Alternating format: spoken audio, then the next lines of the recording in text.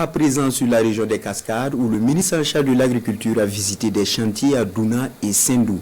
Il s'agit d'infrastructures devant servir au développement de l'agriculture dans la localité.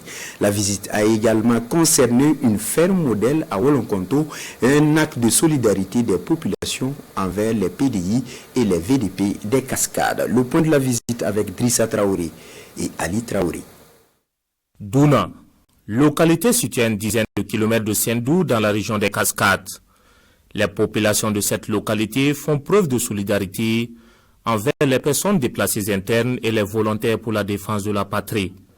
8 tonnes de riz et de maïs plus la somme de 500 000 francs CFA remise ici au ministre en charge de l'agriculture pour mettre à la disposition de ces derniers. Un acte qui vise à soutenir le gouvernement dans son élan pour l'autosuffisance alimentaire, mais aussi pour le retour de la paix au Burkina Faso. Le chef de l'État a lancé un cri du cœur.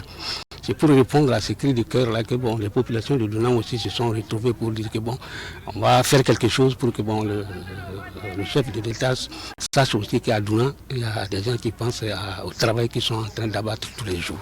Le geste est accueilli avec beaucoup de joie par le ministre Ismaël Sombier, qui a d'ailleurs traduit la reconnaissance du gouvernement avant de mettre le cap sur le site d'aménagement de la plaine de Douna, prévu pour accueillir la prochaine saison pluvieuse.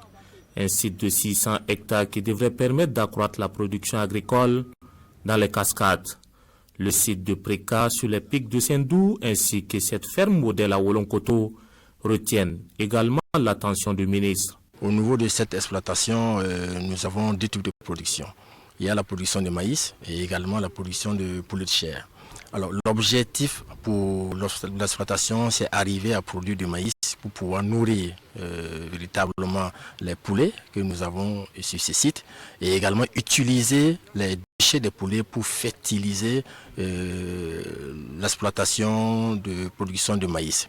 Alors notre objectif également, c'est arriver à baisser de façon drastique les coûts de production. Cette technique a émerveillé le ministre en charge de l'agriculture et sa délégation qui en repartent satisfaits. C'est un modèle inclusif qui permet d'intégrer en fait les questions de production agricole, production halieutique et également production animale. Donc nous sommes vraiment très heureux déjà de voir tout ce qu'il est en train de faire en termes de création d'emplois et en termes d'objectifs de production. L'objectif majeur, c'est d'arriver à atteindre le mois de juin avec vraiment un niveau de production, un niveau de site d'aménagement qui permettra de donner en fait et d'atteindre les objectifs qui sont définis dans le cadre de l'offensive agro-pastorale et halieutique 2023-2025. L'objectif doit être atteint, pourtant sur le terrain, certaines entreprises traînent toujours le pas. Le ministre, qui a visiblement manifesté son mécontentement face à cette situation, les a invités à accélérer les travaux afin qu'ils soient dans les délais.